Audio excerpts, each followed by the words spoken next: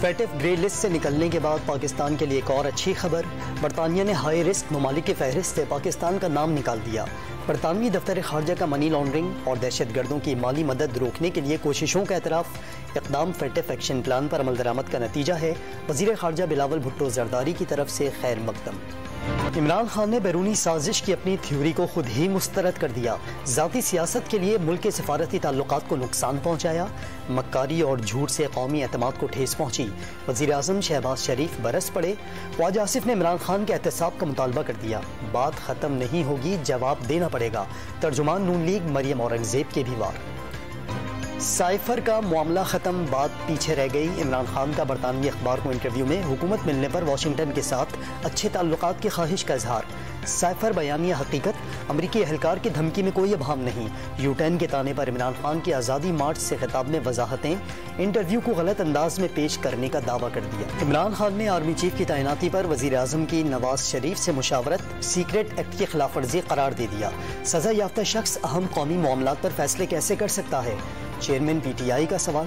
Long march کے شرکا کا آج رات منڈی بہاؤالدین میں پڑاؤ۔ عمران خان کے زخموں کے نشانات منظر عام پر آ گئے، زخم ٹھیک ہونے میں وقت لگے گا۔ ڈاکٹرز کی ٹیم نے معائنے کے بعد نئی مرہم پٹی کر دی۔ پی ٹی آئی مارچ کے دوران جام حق معظم کی پوسٹ مارٹم رپورٹ بھی سامنے آ گئی۔ 36 سالہ جوان کو دائیں آنکھ کے اوپر گولی لگی، 4:30 پر موت ہوئی، 5 بجے میت سرد خانے پہنچا دی گئی تھی۔ عمران خان پر حملے کی ایف آئی آر، ارشد شریف کے قتل اور اعظم سواتی پر تشدد کی تحقیقات کے لیے پی ٹی آئی کی قانونی جنگ، سپریم کورٹ اسلام آباد اور 4 صوبوں کی رجسٹری میں ارکان پارلیمنٹ نے درخواستیں دائر کر دیں، جوڈیشل کمیشن تشکیل دینے کی استدعا۔ عمران خان کو ہیلی کاپٹر کیس میں قانونی تحفظ دینے کی تیاری، خیبر پختونخوا حکومت نے قانون میں ترمیم پر کام شروع کر دیا۔ وزراء کی تنخواہ اور مراعات بل میں ہیلی کاپٹر کے استعمال کی معلومات خفیہ رکھنے کی ترمیم کی تجویز بھی شامل۔ اقتصادی رابطہ کمیٹی نے عام انتخابات کے لیے رقم جاری کرنے کی تجویز مؤخر کر دی۔ الیکشن کمیشن نے 47 ارب 41 کروڑ 70 لاکھ روپے مانگے تھے۔ 1800 ارب روپے سے زائد کے کسان پیکج کی منظوری، خوردنی تیل کی درآمد پر ریگولیٹری ڈیوٹی کی تجویز بھی مؤخر۔ الیکشن کمیشن سیکیورٹی ملنے پر 15 روز میں بلدیاتی الیکشن کرانے کو تیار۔ سندھ پولیس اور رینجرز نے نفری دستیابی کی رپورٹ عدالت میں پیش کر دی۔ کراچی اور حیدرآباد میں بلدیاتی انتخابات میں تاخیر کے خلاف درخواست پر فیصلہ محفوظ۔ جماعت اسلامی کا ایم کیو ایم پر انتخابات سے فرار کا بہانہ بنانے کا الزام، ایم کیو ایم کے وسیم اختر نے جواب دیا، آج بھی الیکشن کرا لیں، میئر ایم کیو ایم کا بنے گا، چاہتے ہیں قانون سازی کے بغیر الیکشن نہ ہو۔ کراچی کے تھانہ سرجانی ٹاؤن کی حدود میں انسداد تجاوزات آپریشن کے دوران قبضہ مافیا کا حملہ، مختار کار منگو پیر اعجاز چانڈیو جاں بحق، ڈی سی آفس کا ملازم اور ڈرائیور زخمی۔ علاقہ 1.5 گھنٹے تک فائرنگ سے گونجتا رہا، پولیس مختار کار کو چھوڑ کر بھاگ گئی تھی۔ جاں بحق افسر کے اہل خانہ نے غفلت برتنے کا الزام لگا دیا۔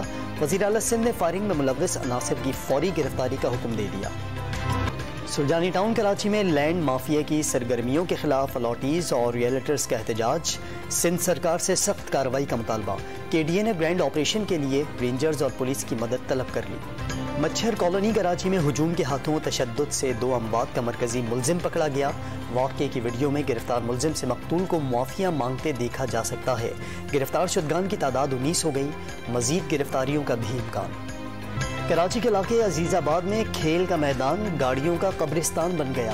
پولیس نے لاوارث اور برآمد ہونے والی موٹر سائیکلوں اور رکشوں کا کباڑ جمع کر دیا۔ برسوں بعد پلے گراؤنڈ کا شروع ہونے والا کام رکنے پر شہری برس پڑے۔ سندھ میں ڈینگی سے اموات کا سلسلہ جاری، حیدرآباد میں خاتون دم توڑ گئیں۔ رواں سال موذی مچھر کے ڈنک سے اموات 60 ہو گئیں، کراچی میں سب سے زیادہ 48 اموات ہو چکی۔ بلوچستان میں لاپتہ افراد کے حوالے سے بڑی پیش رفت، شکایات پر مبنی درخواستیں وصول کرنے کے لیے سہولت مراکز کا قیام، ڈویژنل کمشنر نگرانی کریں گے۔